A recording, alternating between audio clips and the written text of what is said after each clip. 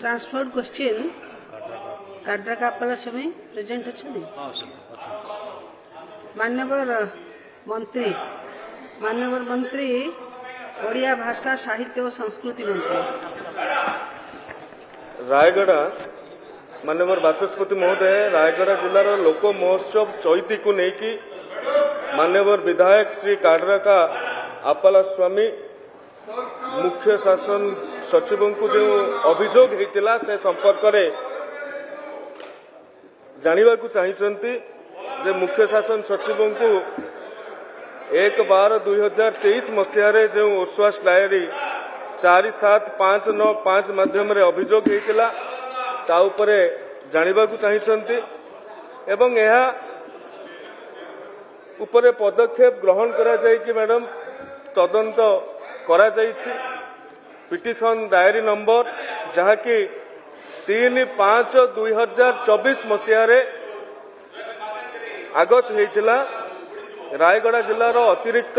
जिलापाल द्वारा ये तदंत कार्य परिसमाप्ति घटी एवं मान्यवर विधायक तो एबे वेल अच्छी मु तांकर अवगति निमंते कहूँ परिशिष्ट करे तांको उत्तर प्रदान करा जाइछि एवं साधारण प्रशासन और साधारण अभियोग विभाग ठारू जो तथ्य हस्तगत होइछि सेथिरे 2023 मसीहा ठारू आज पर्यंत रायगड़ा जिले में मुख्य शासन सचिव निकट में कौनसी भी अभियोग असमाहित नहीं। ओडिशा बुड़िला आंध्र आसुची सरकार तुम मनमुखी शासन चलिबो नाही सरकार तुम मनमुखी शासन चलिबो नाही ओडिशा बुड़िला आंध्र आसुची सरकार तुम मनमुखी शासन चलिबो नाही सरकार प्रश्नकर्ता कोकी पाए डबल इंजन हाय डबल इंजन हाय सरकार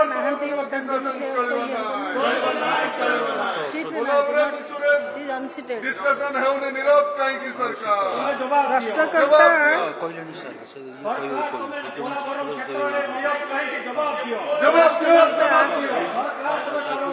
मानव प्रश्नकर्ता श्री काड्रा का आपाला स्वामी अनुपस्थित आम जा प्रश्न नंबर 271 मानव विद्यालय और गणशिक्षा मंत्री तरफ मानव उच्च शिक्षा मंत्री उत्तर रखिए। माननीय बाचस्पति महोदय माननीय विधायक झारसुगुड़ा जानवा चाहिए जे जो स्कूल गुड़ी को उन्नीत करा जाइछि +2 खोलने अर्थात हाईस्कूल गुड़िक उच्च माध्यमिक विद्यालय में परिणत करने तार विज्ञप्ति 2016-17 मसीह विज्ञप्ति संख्या 12493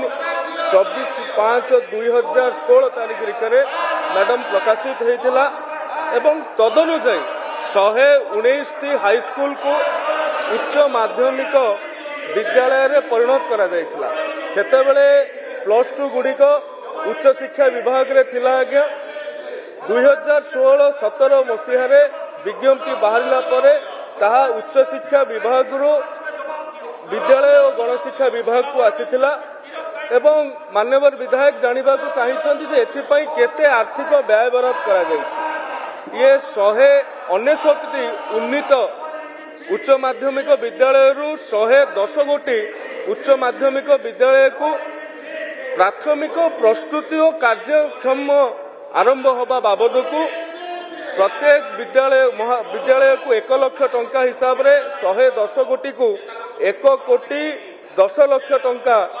प्रदान करा सरीछि एवं बाकी जो 199 आज्ञा संपूर्ण होता से 199 रु 110 टी को विगत दिन मानकर प्रदान करा जाइछि एवं बाकी 99 टी को इतिमध्य अर्थ प्रदान करा जाउछि। सेहि भली भाव में आसबाब पत्र क्रय विक्रय किणवा 26 गोटी उन्नीत उच्च माध्यमिक विद्यालय को 50,92,500 ଟଙ୍କା ପ୍ରଦାନ କରାଯାଇଛି 2023-24 ମସିହାରେ ଏବଂ ଗୁଣାତ୍ମକ ଶିକ୍ଷାର ଆଧୁନିକରଣରେ 14ଟି ଉନ୍ନୀତ ଉଚ୍ଚ ମାଧ୍ୟମିକ ବିଦ୍ୟାଳୟକୁ 2023-24 ମସିହାରେ 35 ଲକ୍ଷ ଟଙ୍କା ଆର୍ଥିକ ସହାୟତା ପ୍ରଦାନ କରାଯାଇଛି। ଏହା ବ୍ୟତିରେକେ 199 ଗୋଟି ଉଚ୍ଚ ମାଧ୍ୟମିକ ବିଦ୍ୟାଳୟରେ 2023-24 ମସିହାରେ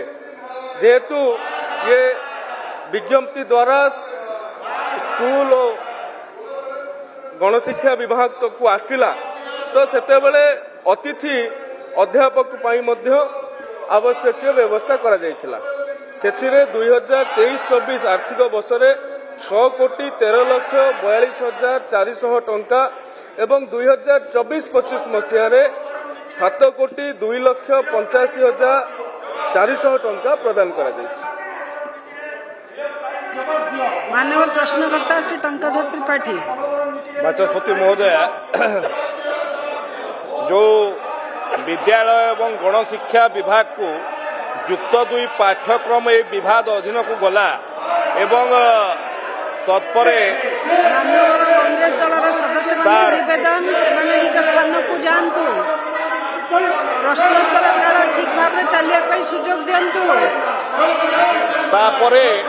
जो भली भाव गोटे हाईस्कूल रे +2 युक्त 2 खोलिला परे जो हिसाब रे भित्तिभूमि पाई अर्थ व्यय बराद करबा कथा से अर्थ व्यय बराद विगत दिन रे राज्य सरकार कले नहीं एवं अनेक हाईस्कूल एभलिया मध्य अछि जोठी युक्त 2 एपर्यंत खोला ही नहीं पारी नहीं। तो आगामी भित्तिभूमि विकास पाई आउ किछि अर्थ व्यय बराद करिवे कि एवं जो हाईस्कूल रे युक्त 2 खोलिबार आवश्यकता आहुरी अछि ताकू मध्य आउ लोकंकर मत को ग्रहण करिकि जनप्रतिनिधि मदंकर मत को ग्रहण करिकि जोठी आउ आवश्यकता अछि जो हाईस्कूल रे युक्त 2 खोलिबा कथा पिला मानकर पाठ पढ़िबा पई सुजोग देबा पई से भलिया कोनोसी प्रस्ताव रखिबे कि जे आगु को आहुरी युक्त 2 खोला जिवो एवं भित्तिभूमि रो विकास पई अर्थ व्यवहार करिवे कि ए गृहर कार्य 11:30 पर्यंत मुलतवी रहिला।